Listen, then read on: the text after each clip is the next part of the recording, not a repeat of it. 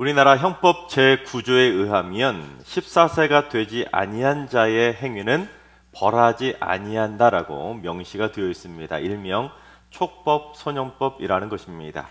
그런데 이 대법원 통계에 의하면 14세 미만의 이 촉법 소년들이 저지른 범죄가 2018년에 약 9,000건이었는데 작년에 17,000건으로 4년 만에 거의 2배로 급증했다고 합니다. 심지어 그 중에서도 살인, 강도, 강간, 추행, 방화, 절도 등 강력 범죄를 저지른 촉법 소년들이 12,000명이 넘는다고 합니다. 이 초등학교 3학년에서 많아야 중학교 1, 2학년 정도밖에 되지 않는 그 어린 아이들이 범죄가 그처럼 날로 흉악해지고 있는 것입니다. 그래서 요즘 애들은 더 이상 애가 아니라고 하지 않습니까? 그런데 요즘은 애들만의 문제가 아닙니다. 불과 한 달 전에 서울 강남 한복판에서 한 여성을 납치해서 살해하고 시신까지 유기하는 범죄가 벌어졌는데 조사 결과 이 피해자의 재산을 노린 계획적인 청부 살인이었다고 하지 않습니까? 참 섬뜩한 세상이 되어가고 있는 것입니다. 애나 어른이나 시대가 점점 흉악해지고 있는 것이죠. 그런데 이 악함과 음란이 서로 맞물릴 때 더 심각한 문제가 발생하게 됩니다. 코로나가 한창 막 시작될 무렵이었던 2020년 3월에 대한민국 사회를 발칵 뒤집어 놓았던 사건이 있지 않았습니까? 바로 N번방 사건입니다. 텔레그램이라고 하는 비밀 채팅방에서 아동 청소년에 대한 성착취물을 제작해서 공유를 했던 사건이었는데 문제는 아직까지도 핵심 주범들이 잡히지 않았고 지금도 제2, 제3의 N번방들이 버젓이 활동하고 있다는 것입니다. 그런데 사실 이런 악하고 음란한 문화는 어제 오늘만의 문제가 아니라 태고적부터 인간의 역사를 따라다니는 참으로 부끄러운 꼬리표나 다름이 없습니다. 창세기 6장 5절과 6절을 봉독해 보겠습니다. 여호와께서 사람의 죄악이 세상에 가득함과 그의 마음으로 생각하는 모든 계획이 항상 악할 뿐임을 보시고 땅 위에 사람 지으셨음을 한탄하사 그 마음에 근심하시고. 그 태고적 옛날에도 세상에 얼마나 죄악이 가득했던지 하나님께서 사람 지으신 것을 한탄하고 근심하실 정도로 사람들이 마음으로 생각하는 그 모든 것들이 악했다라는 것입니다. 그러니 오죽했으면 당신이 손수 지으신 그 인간을 지면에서 다 쓸어버리시려고 홍수 심판까지 내리셨겠습니까? 하나님이 보시기에 심히 좋아하셨던 그 수많은 인간들을 다 물로 쓸어버리셨을 때 하나님의 마음이 얼마나 아프셨겠습니까? 하지만 홍수 심판에서 살아남은 노아의 후손들은 또다시 악하고 음란한 세대가 되고 말았습니다. 이 소돔과 고모라 성에 겨우 의인 10명이 없어서 이번에는 불심판을 당할 정도로 인간 세상은 온통 악하고 음란한 세상으로 타락해져 가고 있는 것입니다. 그때나 지금이나 별반 다르지 않은 정도로 인간이 생각하는 모든 생각은 악하다고 말할 정도로 지금도 수많은 사람들의 생각이 악해져 가고 있는 것입니다. 그래서 사실 오늘날 우리가 뉴스를 통해서 접하게 되는 그런 섬뜩하고도 나쁘끄러운 수많은 악하고 음란한 사건들을 우리가 접하고 듣다 보면 지금 이 대한민국도 소돔과 고모라나 다름이 없는 거 아닌가, 그런 악하고 음란한 세대라는 생각이 들지 않습니까? 따라서 우리는 오늘 본문의 말씀을 통해 이 악하고 음란한 세대 속에서 우리 그리스도인들이 어떻게 살아가야 될지를 배워야 되는데, 첫째는 교회를 대적하는 악하고 음란한 세대들에게 교회다움과 그리스도인다움의 거룩한 표적을 보여주며 살아야 됩니다. 서기관과 바리새인 중에 몇 사람이 예수님을 찾아와서는 선생님, 우리에게 표적 보여주기를 원합니다라고 표적을 보여달라고 요청합니다.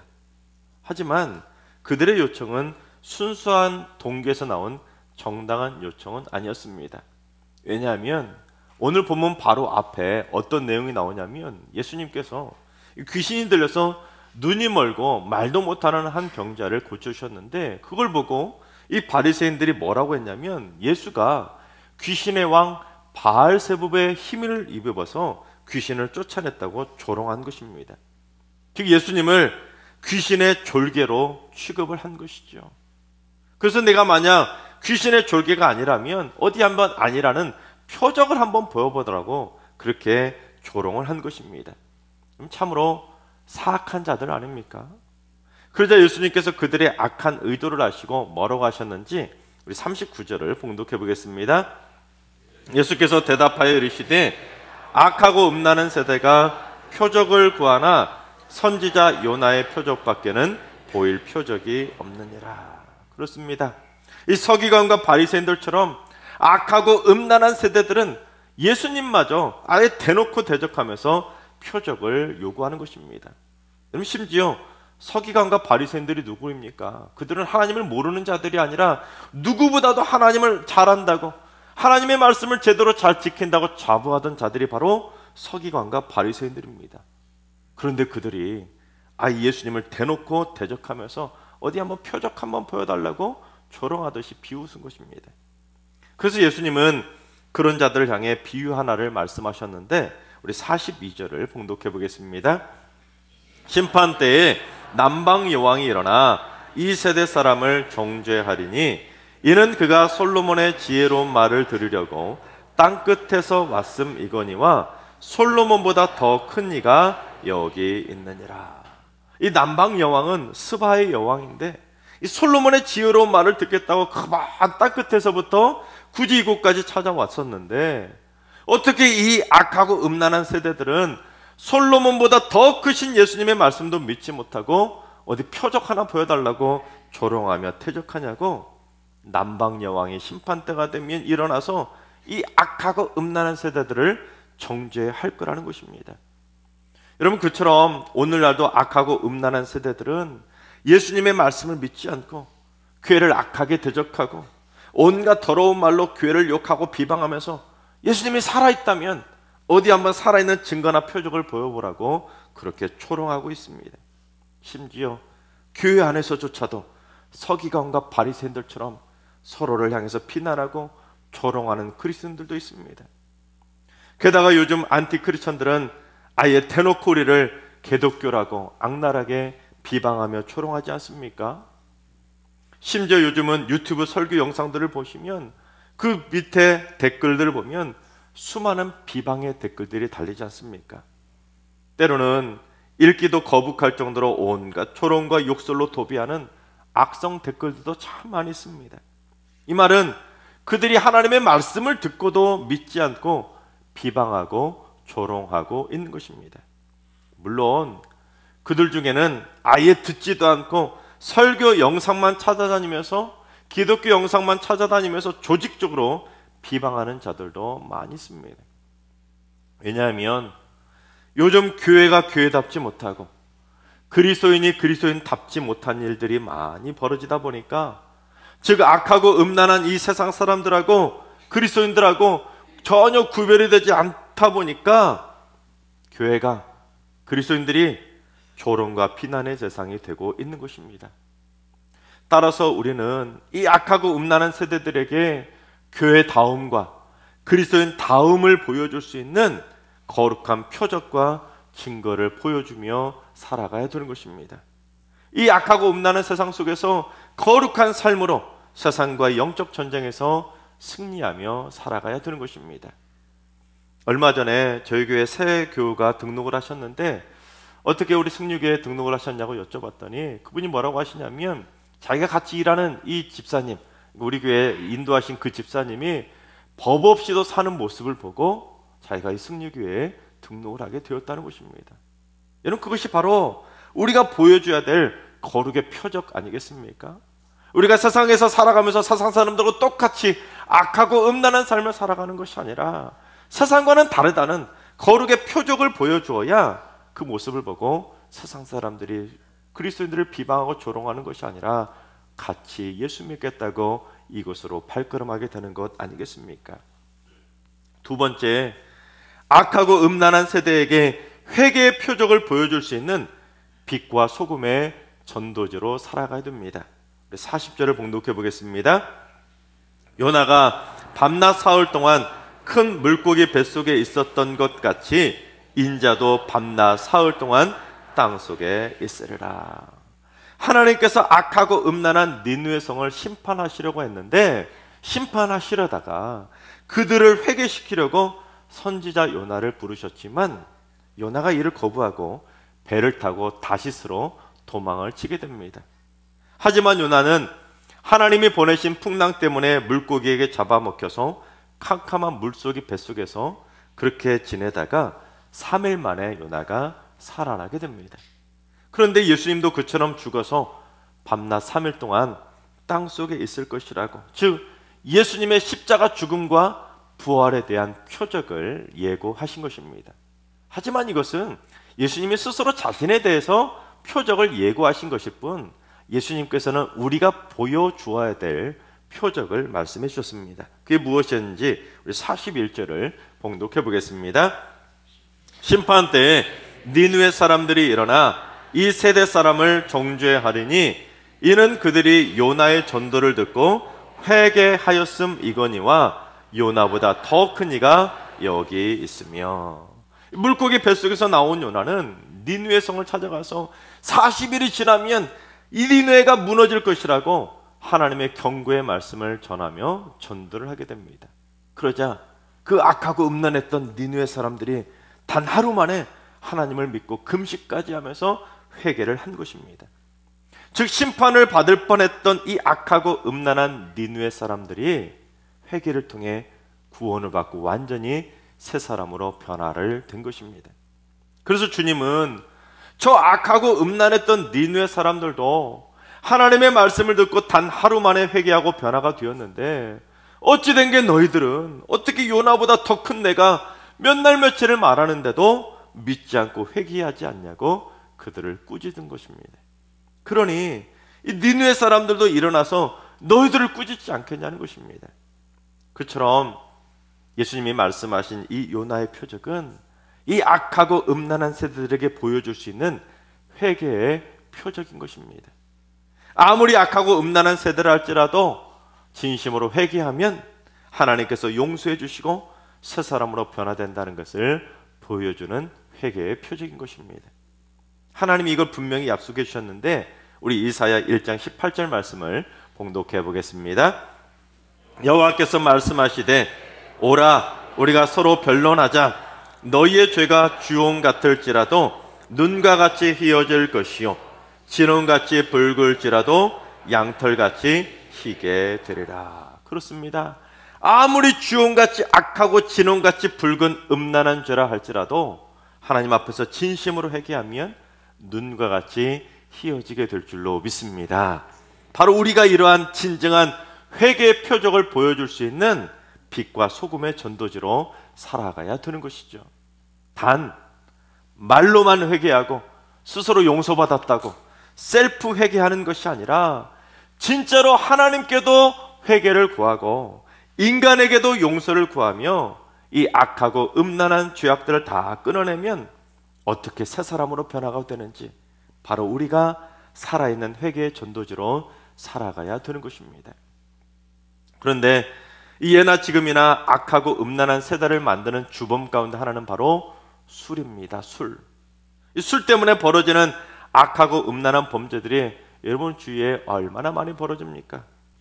문제는 술만 못 끊는 것이 아니라 술 때문에 벌어지는 제2, 제3의 악하고 음란한 죄악들까지 못 끊어내고 있다는 것이죠. 그러나 이 악하고 음란한 세상 사람들은 설령 못 끊더라도 우리 그리스도인들은 회개하고 끊어낼 수 있는 회개의 표적을 보여주어야 되지 않겠습니까? 내가 예수 믿고 술을 끊고 어떻게 달라졌는지 그걸 보여줄 수 있는 것이 바로 그리스도인 아니겠습니까? 그래야 이 악하고 음란한 세대하고 다른 것이지, 회개하지 않고 끊어내지 않으면 이 악하고 음란한 세대하고 우리하고 다를 바가 없는 것 아니겠습니까? 그렇습니다. 이 세상 사람들에게 악하고 음란한 것들을 끊고 변화된 회개의 표적을 당당히 보여줄 수 있어야 그게 바로 세상을 정화시켜가는 빛과 소금의 삶인 것입니다. 바라옵긴 우리 모두 이 악하고 음란한 세대들에게 똑똑하게 보여줄 수 있는 깨끗하고 거룩한 빛과 소금의 전도지로 살아가게 되시기를 주님의 이름으로 축원합니다. 세 번째는 악하고 음란한 세대를 본받지 말고 내 영혼을 흠이 없는 거룩의 집으로 굳건하게 지키며 살아야 됩니다. 예수님께서 오늘 본문을 보면 마지막으로 비유 하나를 더 말씀하셨는데, 어떤 사람에게 들어갔던 그 더러운 귀신이 그 사람에게서 나간 겁니다. 그 다음에 이 더러운 귀신이 물이 없는 곳으로 다니면서 쉬기를 얻지 못하고 쉴 곳을 얻지 못한 것입니다. 그래서 이 귀신이 무슨 생각을 했냐면, 내가 나왔던 그 집으로 다시 들어갈 거라며 그 사람에게 다시 돌아와서 딱 보니까 그 집이 비어 있는데 청소까지 되고 수리까지 되어 있는 것입니다. 이게 뭘 상징하냐면, 이 사람이 자신의 죄악을 회개하고 자신의 그 영혼의 집을 깨끗하게 청소를 한 것입니다. 소위 쉽게 말하면 그 사람이 예수를 믿고 회개하고 정신을 차린 것이죠. 그런데 그 다음에 더 어떤 심각한 일이 벌어졌는지 우리 45절을 봉독해 보겠습니다. 이에 가서 저보다 더 악한 귀신 7을 데리고 들어가서 거하니 그 사람의 나중 형편이 전보다 더욱 심하게 되느니라. 이 악한 세대가 또한 이렇게 되리라. 그렇습니다.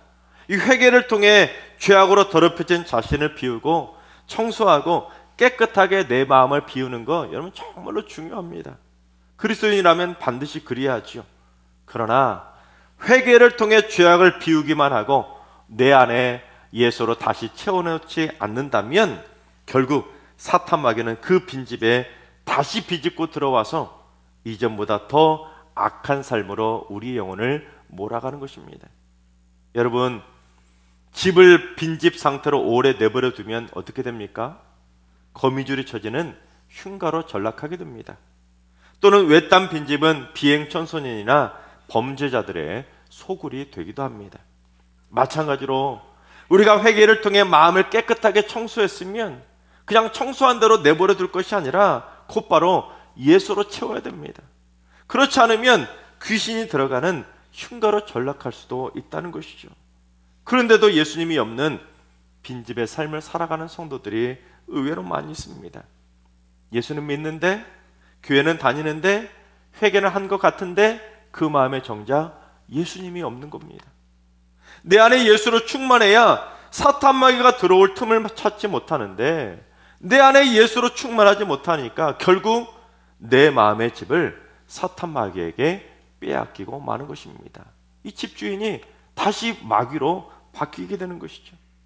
심지어 내 마음에 예수님이 채워지지 않은 채로 빈집 상태가 지속이 되면 이전보다 더 악한 삶으로 빠지게 된다는 것을 주님은 경고하는 것입니다.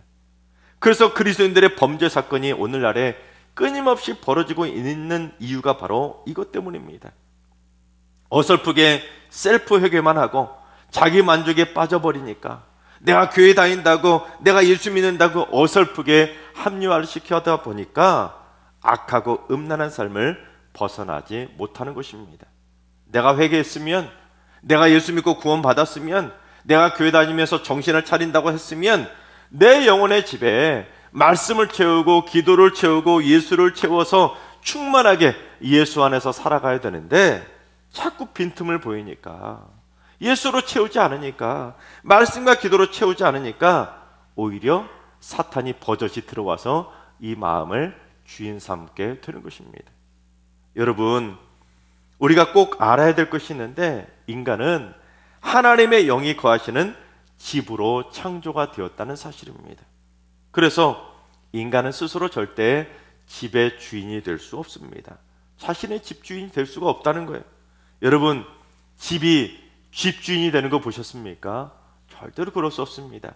집은 그냥 집일 뿐이고 그 집에서 사는 집주인은 따로 있는 것입니다.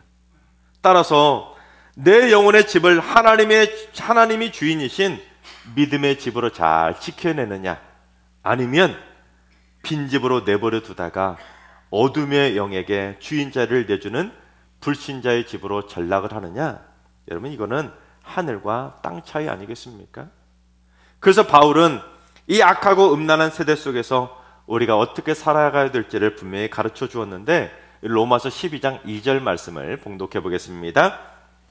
너희는 이 세대를 본받지 말고 오직 마음을 새롭게 함으로 변화를 받아 하나님의 선하시고 기뻐하시고 온전하신 뜻이 무엇인지 분별하도록 하라. 그렇습니다.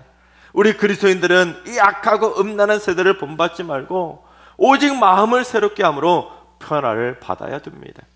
무엇이 하나님이 선하시고 기뻐하시고 온전하신 뜻인지를 분별하면서 자꾸 하나님이 기뻐하시는 말씀을 채우고 하나님이 원하시는 기도를 채우고 하나님이 원하시는 선하고 기쁜 삶을 우리의 마음밭에 가득가득 채워가야 세상과의 영적 전쟁에서 승리할 수가 있는 것입니다. 그래서 바울은 너희 몸을 하나님이 기뻐하시는 거룩한 산 제물로 드리라고 한 것입니다. 여러분, 구약시대에 제사를 드리려면 아무 제물로나 드릴 수 있는 것이 아니라 반드시 흠이 없는 제물만 번제로 드릴 수가 있었습니다. 더럽고 상처나고 얼룩진 제물은 하나님께 드릴 수가 없었고 오직 깨끗하게 흠이 없는 제물로만 하나님 앞에 제물로 드릴 수가 있었습니다. 즉 악하고 음란한 세대를 살아가는 세상 사람들이 아무리 더러운 죄악으로 흠이 있는 삶을 살아간다 할지라도 우리 그리스도인들은 흠이 없는 제물로 드려질 수 있도록 이 세대를 본받지 말고 어떻게든지 내 영혼을 하나님이 기뻐하시는 거룩한 집으로 굳건하게 지키며 살아가야 되는 것입니다. 그래서 무디 성경학교의 교장이었던 토레이 목사님이 이런 말씀하셨습니다. 성경은 많은 번역본이 있습니다. 그런데 이 번역이 너무 많아지면서 때로는 어떤 번역본이 더 좋은지에 대한 논쟁도 일어나곤 하는데 저는 오늘 그 많은 번역 중에서 가장 뛰어난 번역을 알려드리겠습니다. 성경의 가장 뛰어난 번역, 그것은 바로 삶으로 번역한 성경입니다. 여러분의 삶으로 또 저의 삶으로 성경을 번역한다면 세상 사람들은 성경이 보기 싫어도 가장 뛰어나게 번역된 성경을 볼 수밖에 없을 것입니다. 그렇습니다. 그리스도인의 삶은 성경을 자신의 삶으로 번역하는 삶이 되어야 됩니다.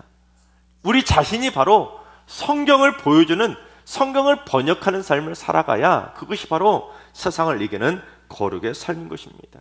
특히 이 악하고 음란한 세대 속에서 의롭고 순결하며 거룩하고 정직한 그리스도인 다움을 우리의 삶을 통해서 보여주며 살아가야 되는 것이죠.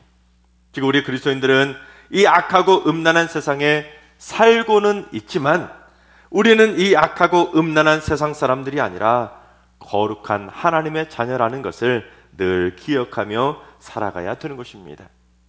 하나님께서 사랑하신 여러분, 세상은 점점 더 소돔과 고모라처럼 악하고 음란한 세대가 되어갈 것이고 교회를 자꾸 대적하며 표적과 증거를 달라고 요구해 갈 것입니다.